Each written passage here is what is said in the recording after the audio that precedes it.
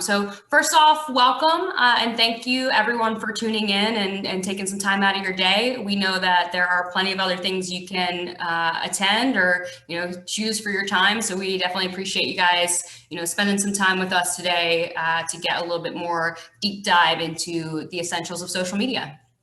So like I said, we're going to go ahead and get started again. Thank you for everyone who's joining us today. We encourage you to go ahead and use that chat function, introduce yourselves, add your LinkedIn links and everything. If you want to get connected, definitely use that throughout, engage, and feel free to ask questions. And remember, again, all panelists and attendees to make sure everybody gets the message. So starting off. All right, so a little bit just about us. Who is Dolomites Consulting Group? So Dolomites, like the mountain range, not like the movie, a little bit different spelling, but we are a veteran-owned consulting firm that specializes in digital marketing. We are based out of Tampa, Florida, but we have personnel all over the country, including Chelsea, who's over in Oregon right now. And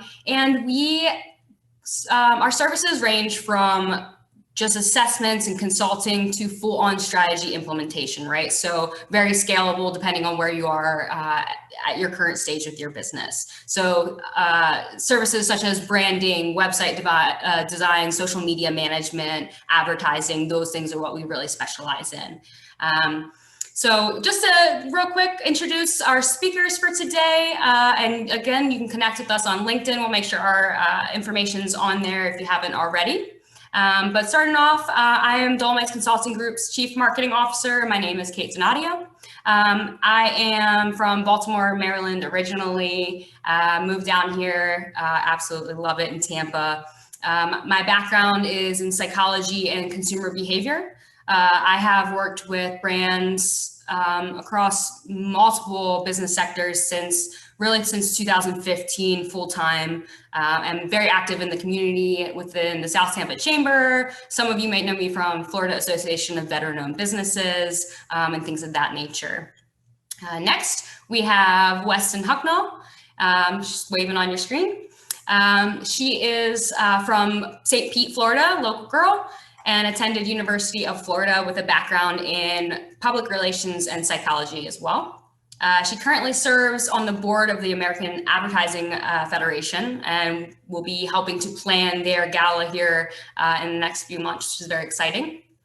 And then next we have Chelsea Davis, also a marketing specialist with Dolomites. She is coming to us from Portland, Oregon, but recently graduated from University of Tampa with the background in international business and a concentration in marketing and Spanish. She is an alumni of Delta Sigma Pi International Fraternity and is an active member of the American Marketing Association. So all good stuff there. That's a little bit about who you'll be hearing from today.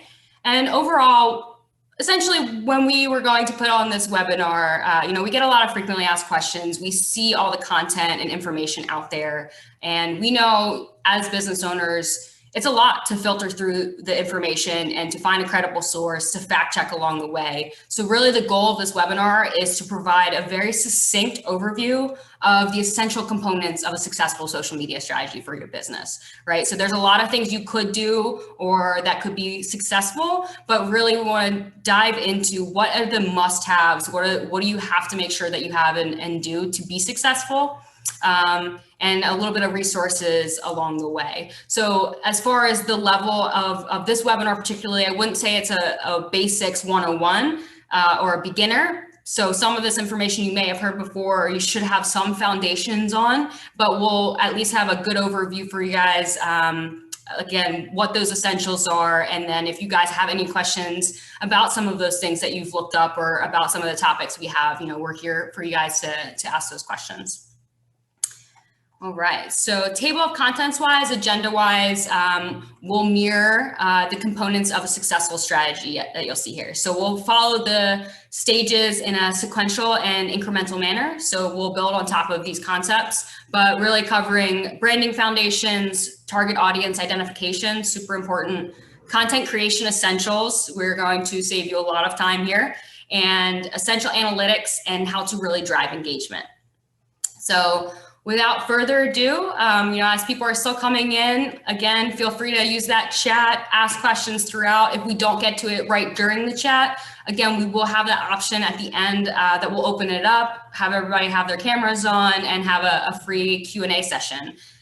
So again, there's also resources on our website. So if you want to check that out in the meantime, you can as well. But without further ado, we'll give Weston the floor and just go ahead and dive right into creating a strong branding foundation. And just a quick note, remember, as we're going through these slides and as we're going through these main points, thinking about social media in the sales funnel, right? So a lot of people like to separate marketing and social media from you driving conversions or sales for your business, and that's just not the case. The point of social media and how to do it effectively, it should be working for you in that sales funnel, giving you brand awareness, driving those conversions and that value for your business. So on all of these topics we talk about, think about how social media fits and how you're going to use your strategy and create a custom strategy for you that's going to fit in that sales funnel, what looks right for you.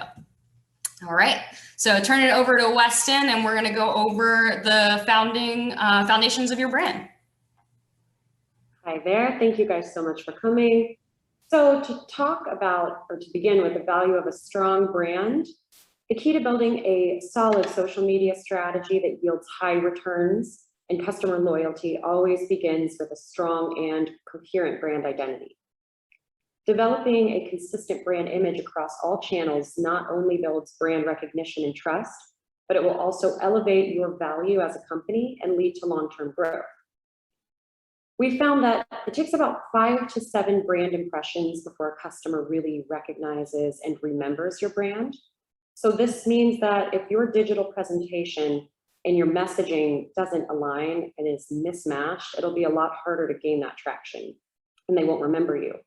So since this market that we're all in is very oversaturated, the best way to resonate with your audience as quickly as possible and to save money is essential to have a consistent branding from the get-go. And you want to also avoid talking about things that don't relate or enhance your brand, and make sure your content aligns with your messaging. Moving on to a brand foundation. So you'll start with picking your values and your mission statement, your brand tone. You will be clearly defining the overall direction of your company. It'll also let the market and other brands know where you stand and what makes you different, defining your niche. While it is important to have a style guide in place to achieve a cohesive digital experience, it's equally important to train your employees on how to communicate. You want them to represent your brand. So, for example, if your brand tone is uplifting and warm, but your customer service representatives are monotone and cold, this would hurt your brand image. When it comes to your logo, this is a great way to define your brand. You want to make it recognizable and unique. Logos are more than just symbols or phrases, and they help remind the consumer your value proposition and what your brand brings to the table. As you can see here, we've got some examples of really well-known successful brands, and logos I'm sure you recognize. Coca-Cola specifically always keeps their marketing consistent. They aim to sell more than just a drink. They want to sell a lifestyle, or in their words, happiness in a bottle. So this message you'll see repeatedly expressed through their branding. And as you can see, their logo design is simplistic and eye-catching. So keeping a logo design that's simple and easily recognized makes a powerful statement, because consumers will actually remember the message you're trying to evoke. Design also has the ability to invoke different emotions. So make sure to do your research on the psychology behind design and choose colors that represent your messaging and your values. Lastly, we've got the style guide. Every brand should have their own style guide. This is going to be a document that provides guidelines for the way your brand will look in different media. You won't have to make guesses when deciding on your colors, your fonts, your images, and this will save you a ton of time and energy in the creation process. Your style guide should also show you how not to use your logos, so everyone in your company can avoid misusing or doing the wrong thing. And a pro tip, almost every major brand shares their style guide online, so you can easily turn to Google to look up some examples and grab inspiration. So remember, when staying consistent, also keep your strategy flexible, because the marketplace is ever changing, and you need to think of your branding as a living document that can always be updated and can keep up with the competition. Next, I'm going to show you an example. We've got 2 Shepherd's Tap Room and Dog Park and Bar in Tampa. This is one of our clients. As you can see with the style guide here, we chose fonts that were bold and fun without being too flashy. And you can see their brand colors align with their logo. The yellow represents the color of beer because they are a dog bar. Thought that would be fun. And these colors will be used throughout published content and on their website. When it comes to your logo, also a tip is to make sure you have variations of your logo. Make sure you have a transparent version so that you can use it in varying content on different mediums with different backgrounds. So if you hired someone to create your logo, make sure you receive the vector file, which will often be an Adobe file. And just make sure you have those backups. And here in our example of the trivia night banner, we follow the style guide pretty closely. Of course, you always have room to play around, but overall, everything is consistent from the colors to the font, the logo, and the voice. And then down there in the doggy yoga banner, that one was fun. We got to play around with the coloring, but again, the overall logo placement and the font design are very similar, and it took half the time creating. So you make sure that you have templates in place that you can kind of plug and chug the information and change what you want. And onto voice and imagery. So here are some examples of posts, some imagery that we use. And as you can see, both voice and imagery are still very consistent with 2 Shepherds brand messaging. We keep the tone of voice playful and fun. We like to include dog puns, emojis, and we use a happy and welcoming language. It's also important to have a clear idea of the imagery you want to represent your brand. In this case, we have a lot of fun dog photos. We make sure that we're highlighting the space, indoor and outdoor, any events coming up, and we sprinkle in imagery of the vendors, the bar, different beers, and other value propositions and offerings. Also, understand the kinds of imagery you want to avoid and include these in your style guide. With 2 Shepherds, it's really easy to engage with our audience by posting quality image of our followers' dogs and asking them to send in fun photos and tag us so they get to see their pet on social media and they feel really included with the brand. And most importantly, your branding should align with your target audience's interests and preferences, which Kate will be diving into in the next slide.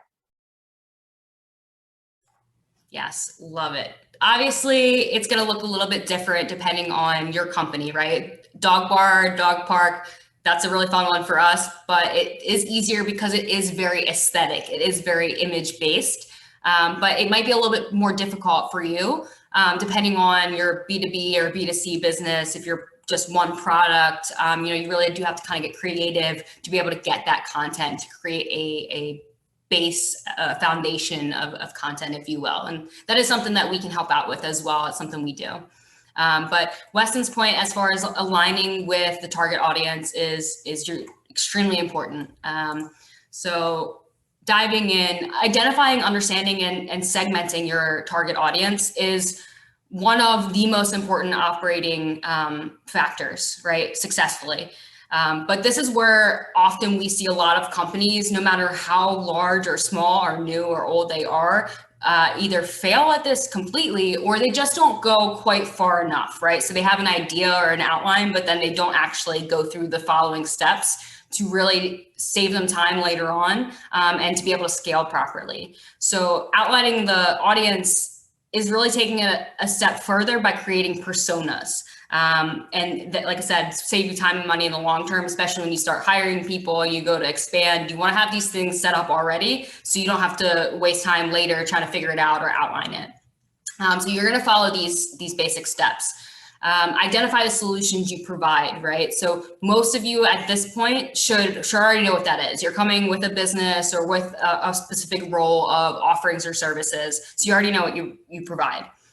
The next piece is to outline, actually on a doc of some sort. Usually we use Google Docs because they're live, they're easy to collaborate. If it's you or a team, this is something that would be a good exercise for them, is outline your ideal customer. This could be also, you might know it by like customer avatars, buyer personas, archetypes. So you might hear this reference in a lot of different ways, but essentially your ideal customer, your avatar is what we use.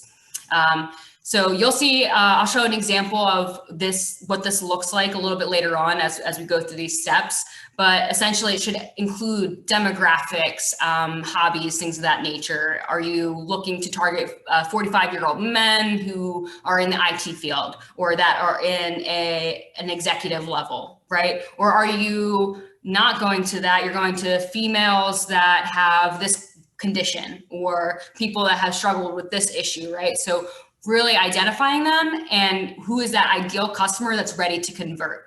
You're going to have people at different stages, and Chelsea will kind of mention this a little bit later, but at different stages. Some of them would be ready to buy, good, you show them an ad, they're ready to click. Some of them, it won't be that easy, right? So you're going to want to choose that ideal customer that's ready for your products to convert. And then from there, conduct market research. You have an idea, you have solutions or offerings, but to actually go through and do the proper market research to understand anything you can about the industry that you're in, the market itself. Is there a demand for what you're offering? Is that gap in the market you saw really that going to be that profitable? Is there enough, right, in the market for that?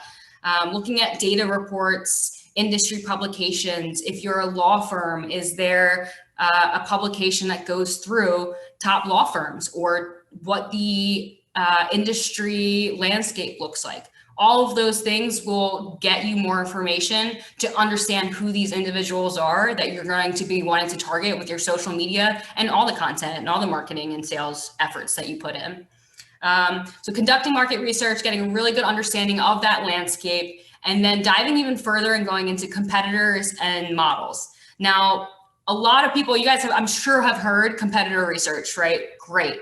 But go a little bit further, right? So competitors can be local, they can be direct in your neighborhood, in Tampa, in Boston, wherever. It could be regional, it could be international. But at least look at your main competitors directly, where you stand entering the market or where you are currently. And then also look at those models that are, wow, these are super successful within this industry. It might not be exactly what you do, but for someone like us, you know, we're a consulting firm. We're going to look at McKinsey and Dolomites Consulting, Boston Consulting Group, and companies like that.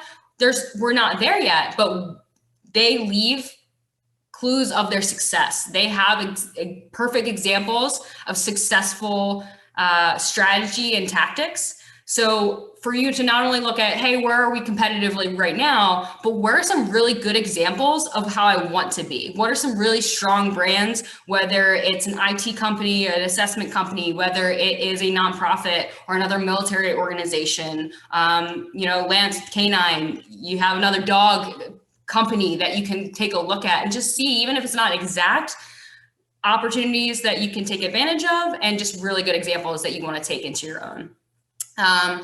Some of the questions that I would ask, right, as I'm going through it, I'm going to go look at, let's say, Boston Consulting Group for us. What platforms are they on, right? We get that question all the time. What social media platform should I use?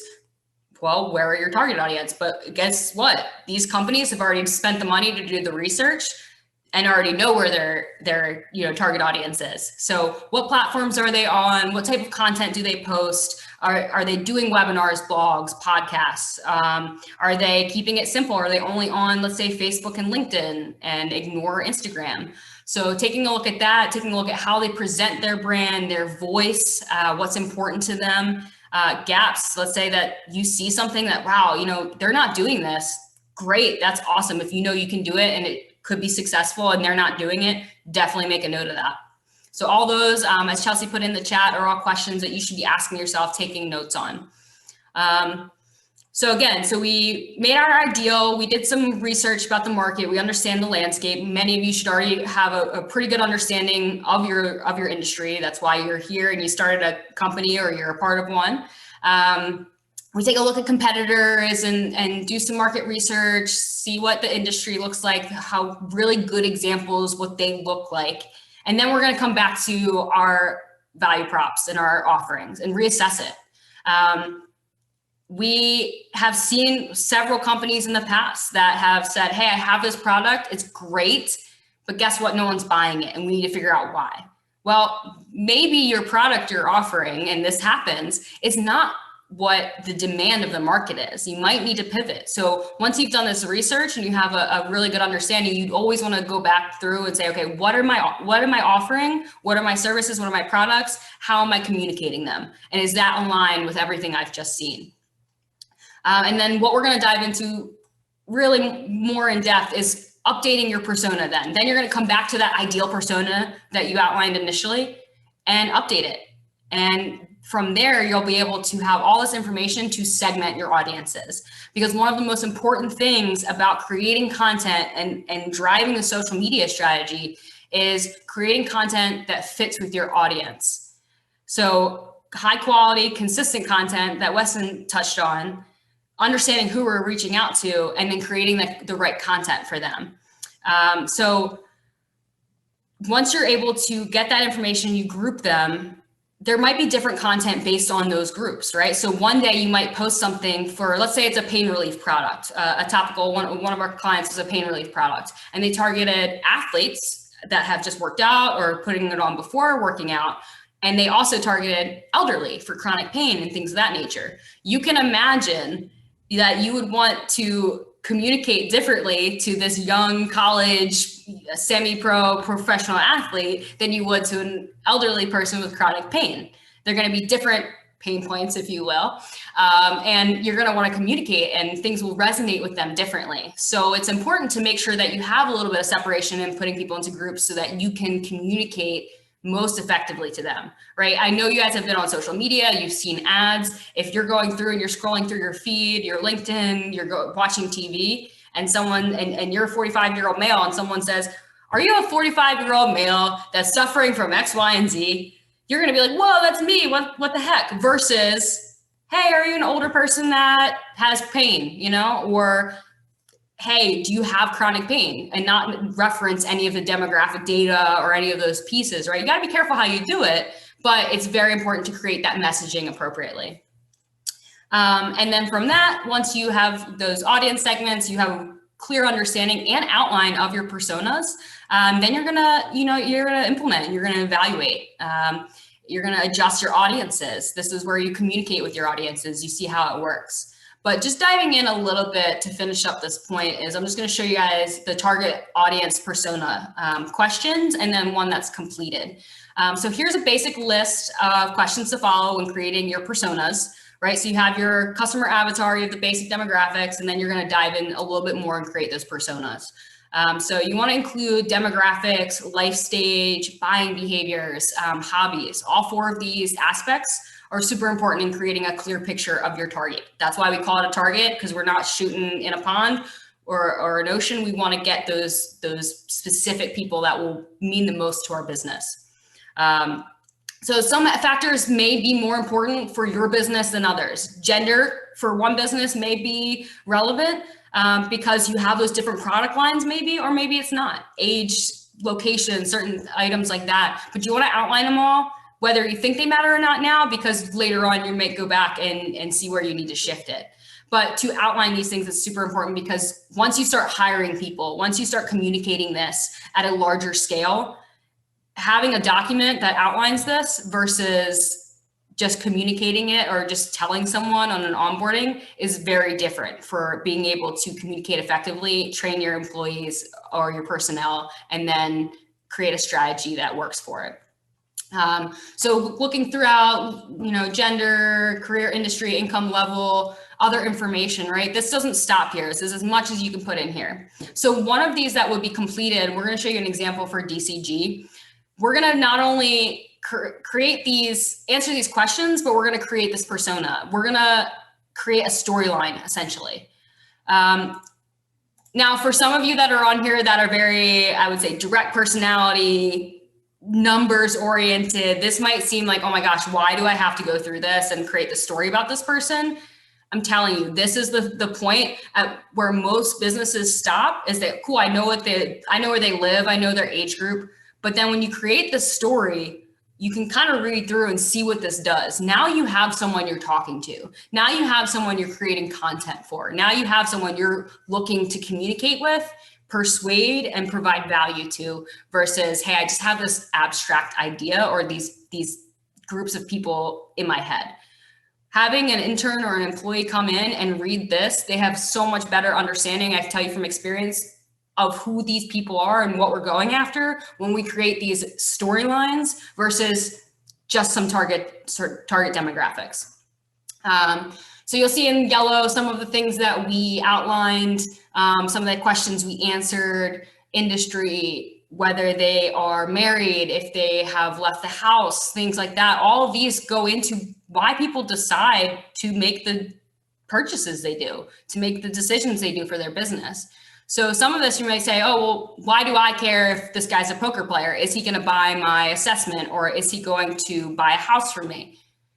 Well, you care about this because this gives you an insight into what they care about, why they make those decisions, right? So if they just had 2 kids leave the house, then yeah, maybe they're looking to downsize and they are more likely to do business with a real estate agent. If they're young and just bought their first house, probably not the one you want to go after, right? So all these really hone in on you understanding why and how to create this content and this information.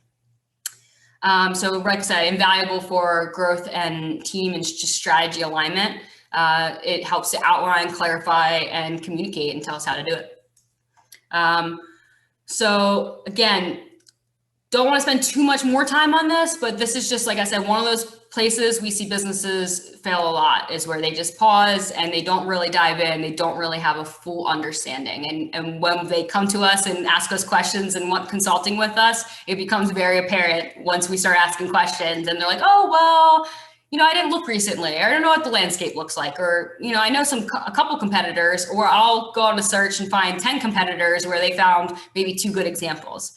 So definitely spend the time here. So now that we've had that, we have the what and the who down. Chelsea's going to dive into the how, the implementation of the social media for our newly fleshed target audience. Perfect. Thank you, Kate. So after developing your brand, what Weston talked about and what Kate discussed, kind of creating your target audience personas, understanding them, their demographics, understanding your competition and where you're positioned in your competition, it's time to create strategic and customized content for your target audience. So kind of by definition, content marketing, you're creating valuable, relevant, and consistent content. What you really want to do is get it to attract your defined audience and to really drive customer action. So when you do this, you really want to focus on your audience's preferences, pain points, and interests.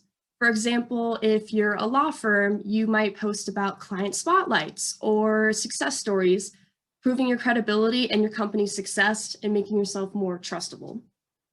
Maybe if you're an IT company, you can reshare or create industry articles on the newest technology. So this, you'd be like a thought leader or educator in your industry. When you do this as well, you want to develop messaging that aligns with your buyer's journey. As you can see, there's the 3 stages there. And kind of as Kate had touched on before, this is where social media ties into the sales funnel. So for example, if you have customers that are ready to buy, great, let's, target them completely. You could do a call to action on a targeted ad on social media and, they can purchase right there. Or, let's say they're not quite sure, they're still learning, they're kind of in the information searching part. You could do an email campaign or case study and inform them more, give them the information they want so they don't have to keep searching. And the goal really is just keep pushing them down further and further into the sales funnel until they're ready to buy or in the decision stage. And remember, messaging can differ a lot from B2B and from B2C as well. A tip that we have for you guys is when you plan your content, it's really important to capture CRM information. This is like email addresses, ways to contact, and basically retarget and basically get a hold of the people that were interested. And when you do this, you can use the email addresses for like drip campaigns. In your social media posts, you can utilize linking landing pages to your social media posts. And for this, you can capture those for more lead capture further down. So now on to planning and organization. Spat out a lot of information. How should you plan and organize all this content? Well, what we suggest from our experience is to create a system and an agile or a flexible marketing calendar.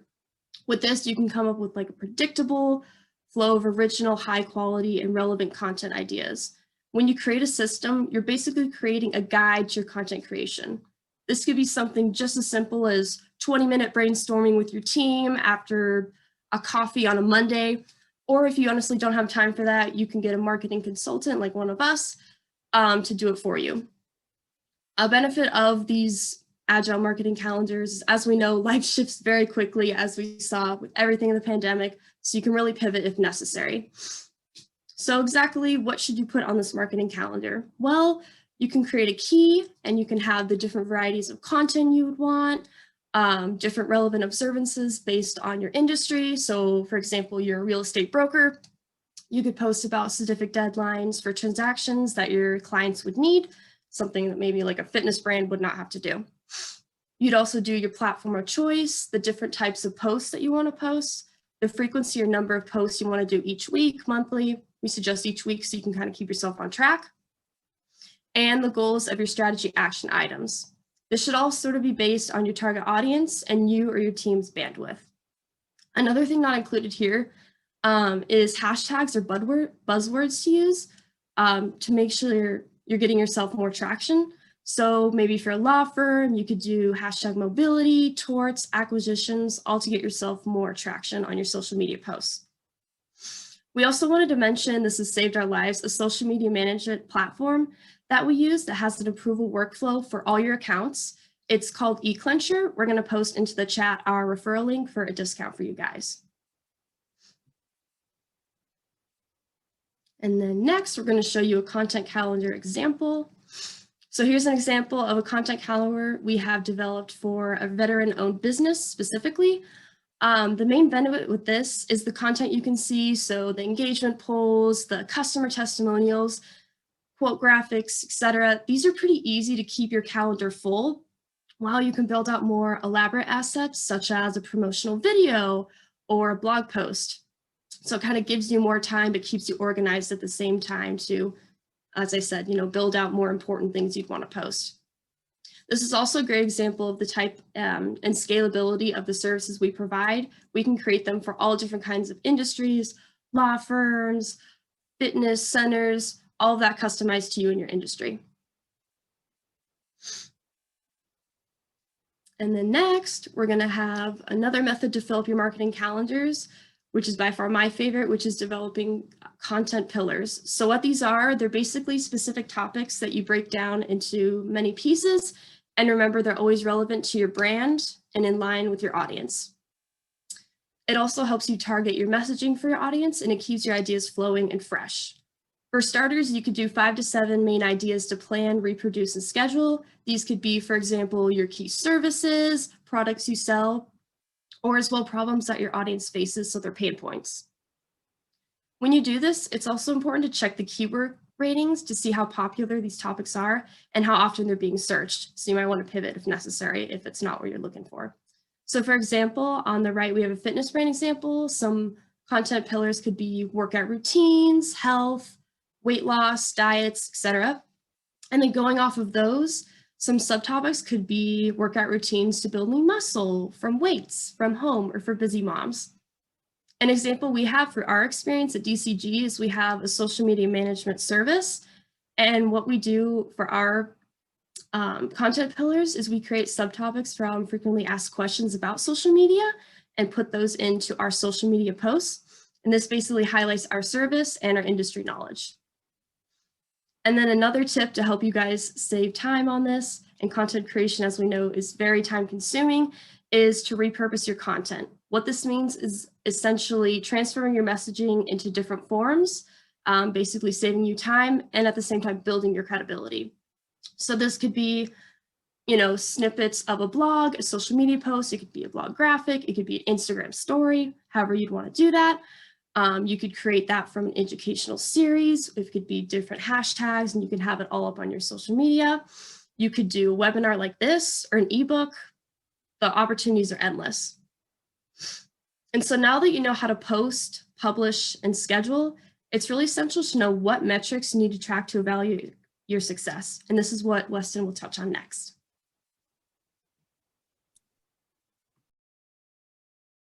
All right. So when it comes to tracking your metrics and KPIs, there are a ton. There are so many metrics in front of you, and I know it can be overwhelming to choose which ones to look at. Right now, I'm just going to focus on a few of the really important ones for social media and why you should be watching them. So remember, your social media numbers translated correctly will inform your sales funnel and your website engagement. It all ties together. To get the most out of your metrics, utilize social listening tools so you can listen to the conversation around your brand. And I'll mention a few that go along with these metrics. And when you pay attention to what people are saying about your brand, it gives you the opportunity to not only engage with them, but control the conversation, aid in crisis prevention, your brand reputation. You can build stronger client relationships and gain honest feedback in real time. Remember, as you're tracking your metrics, you can also check in on your audience demographics and understand who's engaging with what piece of content so that you can retarget them better the next time, or shift if you need to.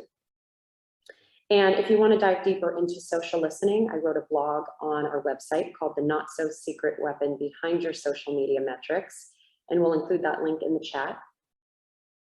So the important metrics you see listed there, this should sound familiar. We've got engagement. This is the measurement of how engaged your audience is.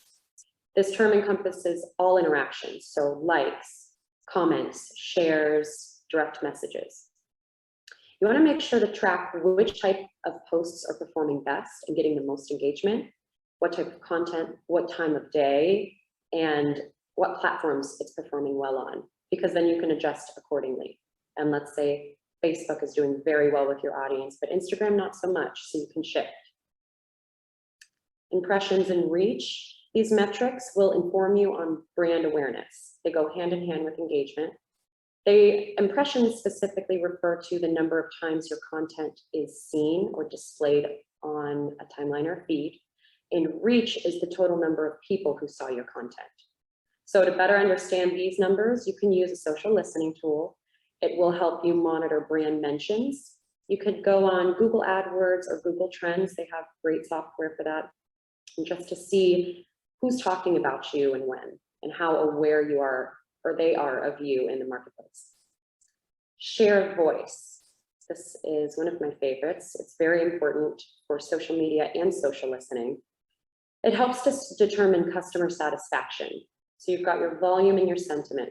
Volume is the number of mentions about your brand, and a high volume could mean brand popularity, as is a low volume could mean the opposite. And sentiment analyzes the emotion behind the text. So it lets you know if people are speaking negatively or positively about you. Referrals and conversions, these track how the referrals specifically track how a user landed on your site, where they came from, and conversions refer to when a purchase is made.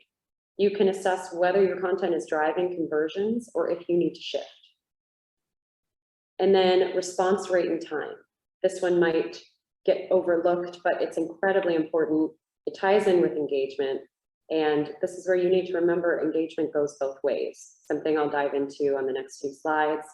But note, while you're monitoring all of these metrics, you should be interacting with your audience, because most consumers are going to go to a brand's social media page for support. So you need to be prepared to respond quickly. You can track how often and how quickly your team is responding to your customers' messages or DMs by using tools in your monitoring software. A good example is Sprout Social's team report function. I'm going to move on, dive into Google Analytics a little more. So most scheduling software has built-in reports. Google Analytics specifically is one of my favorites, and they have an easy, free online class that will teach you about all the different features and help you understand your metrics. And it also is a great way to know where your audience is coming from. So when you're tracking, before you start tracking, make sure that you write down your company's goals, whether that's gaining brand recognition, growing your following, driving traffic to your website. There's no need to obsess over a million different metrics. Just track the ones necessary to your goals and keep an eye on the others. And make sure to schedule bi-weekly or monthly reports to go over your progress. With Google Analytics, it has so many different features to help you understand your audience, their behavior, how they're reacting to your social media efforts. One really useful tool, which you can see, is the acquisition overview. This report shows you how a user discovered and arrived at your website. So it could be that they typed you in directly into their search engine, or they clicked a link in their email, or they found you from social media. If you want to dive deeper into social, you can click on the social link in your acquisition report, and it will explain to you which channel is driving the most traffic and maybe which one's underperforming. You can see how long they spent on your website page, how they engaged with your content, if they bounced right away, and this will inform your strategy. So for example, maybe you're driving a lot of traffic to Facebook. As you can see in this picture, Facebook was the most commonly used platform that led users to the website.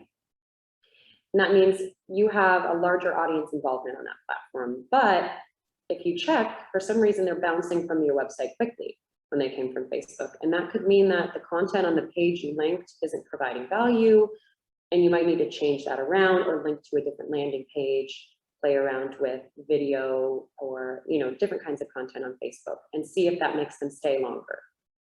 You can also experiment with running ads or paid campaigns on the platforms where your target audience spends the most time.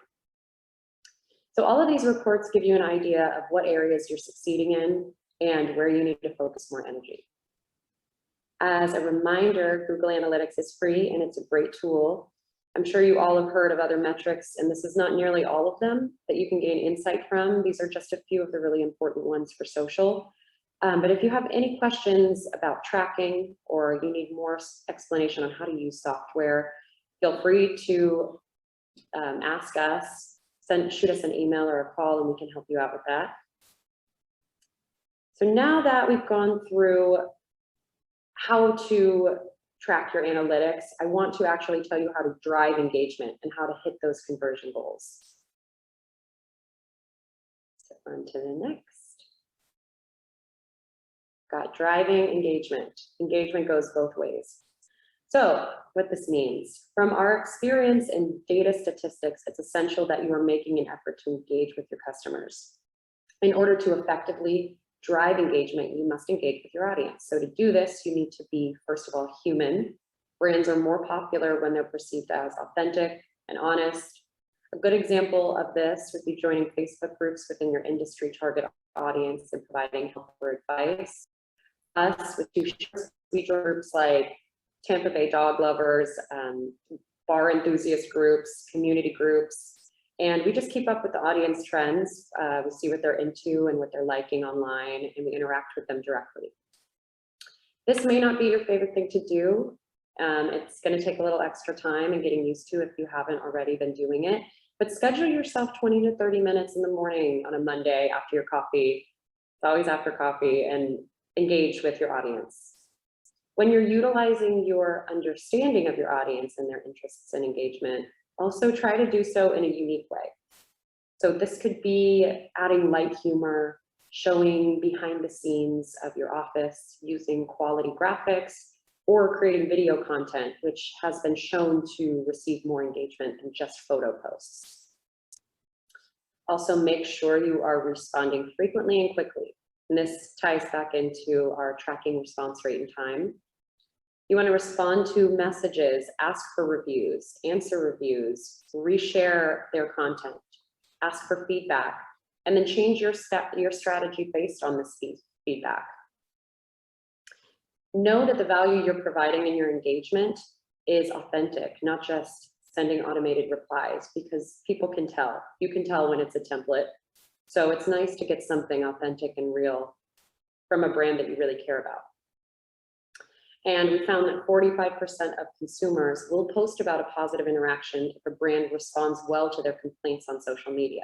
So maybe they were unhappy at first, but you got on it quickly. You changed the way they were feeling about you. So that's very important. It's not always comfortable, but it is important to grow your business. And lastly, try and be creative with your engagement. Experiment with different tactics so you can find what works for your brand.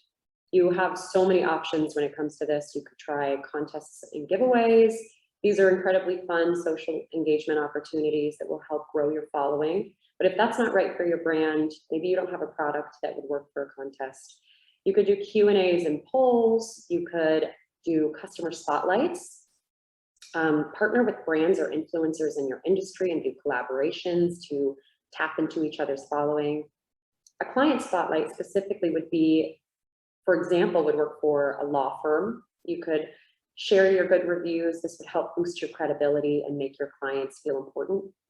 And then you've got user-generated content, which is content created by your audience that you can share to your social media. Something we would do with Two Shepherds by sharing our followers' dog photos. It's just a good way to make people feel bonded and involved with your brand. Liking, reaching out, and gaining customer feedback. If you're not sure how to get started with all this, I know it can be a lot, schedule a consulting call with us. We can help you. We've most likely worked with a client in your industry, and we know how to engage with them effectively and efficiently, so we can save a lot of time and effort. And now that we have talked about establishing your brand, everything from that to creating content, executing your strategy, Kate is going to run through some of the key takeaways for you and give us a little summary. All right, perfect. Yeah, that was a lot of good information there. And if there's nothing else you take away from this hour or so, here's some of the main points that we want to make sure that we communicate. So number one is that consistency in your brand and consistency in your implementation of your strategy and your tactics. So consistency is crucial, especially Weston's points about the engagement a little bit later on. I know some people, when they first get started, they don't see a lot of engagement. They say, hey, I commented or I put a poll out and I didn't get any responses, or I just don't see it, right? Keep in mind, early on, it's a building process. Early on, you're going through that stage of the first is just getting people aware of your brand awareness to that value and to that consideration, to that decision. Sometimes they might already know about your brand. That's great. But especially with engagement, particularly, you got to be consistent. Try it for, I would say, a couple weeks, a month, and then tell me if it's successful or not. Because just doing it a couple times and not being successful, that's not going to be, it's not going to be work for you. So creating a guide, being consistent, and executing consistently. Number two, fully exploring your target audience before segmenting into campaign groups. Research, review, and then set a time to come back through and look at it, right? We know from data and from all the research that's been happening that especially the COVID pandemic has shifted significantly people's buying behaviors and decisions and what they value in our demographic, right? So these things may shift over time. If you haven't looked at it in a while, if you haven't looked at it in 6 months, a year, I would say let's circle back, take a look, and just review who your audiences are, making sure the market is still what it was when you started. Number three, strategic and flexible calendar. This doesn't have to be something crazy. You don't have to start even with a platform. There's a lot of great platforms out there, as we mentioned, a lot of scheduling platforms that can take all of your software, essentially can take all of your mediums, Facebook, Instagram, Twitter, LinkedIn, and put it in one dashboard so that you can save time. You don't have to go to each and every one, but at least for the content calendar to start off with, it can be a Google Doc. It can be a Word calendar doc that you're just filling in and you're getting that initial team collaboration on, but something that's easy to just copy paste, comment, collaborate. That's why we like Google so much, is because we can create comments that can be, you know, check marked off, things like that, but that we can just honestly copy paste and just delete it if we need to quickly. That's stage one. And then from stage one of planning it out, adjusting, collaborating, then we go to the actual create the content and schedule it, right? So sometimes there is that disconnect between, hey, I had this idea, I wanted to post this day, we just didn't get to it, or something happened. So having that two pieces where you can have something that's a lot more flexible. And then planning ahead, I'm a huge proponent of planning ahead. Things do shift, they change. It doesn't always go according to plan, but at least have a plan. We like to be, we usually have at least a year goal out, right, of content and what we're putting out there, but at least 3 months out of, hey, this is the plan, this is the next quarter, this is what we're driving towards. And then as far as scheduled, we like to be 2 weeks out plus. If we can get 2 weeks out plus, that's great. That's actually scheduled. We don't have to worry about it. So all you have to do then is just update and maintain, and then creating those systems and processes to review those analytics and create content. If you don't have those processes in place, if you don't have a system, how are you going to communicate it to the next person, right? So anybody that comes in, if it's a new person, they should be able to have a process that's outlined, even if it's simple, even if it's just 5 steps of first I'm going to do this, then I'm going to do that, then I'm going to do this. I'm going to review the analytics. I'm going to review the calendar. I'm going to create this many posts and I'm going to schedule it, right? Whatever that looks like, or outlining the approval flow, super important. And making sure that you actually do it. None of you really probably in here wants to create content consistently all the time. You're business owners or you're executives, or you're in a position where you need to operate and run your business. So worrying about creating content and what's up next on the list shouldn't be the main focus. So if you create a Sunday or a Monday, probably not a Monday, or whatever works for you, a Friday, or if it's an evening before you go to bed, something like that, but do it consistently in a process that you'll come back to it. It's scheduled that way, A, it gets done, and B, you don't have to spend your weeks thinking, oh, when am I going to fit this in? Okay, I have a block for it, and it gets more efficient as we move on. And then number 5, engagement goes both ways. It's true. But like I said, a lot of people engage, but they don't really know. They feel like it's not working because it's still early on. You have to engage consistently. Stick with the similar people, right? If you engage with one person and then next week, hey, cool, check up on them. If they had a webinar, hey, great.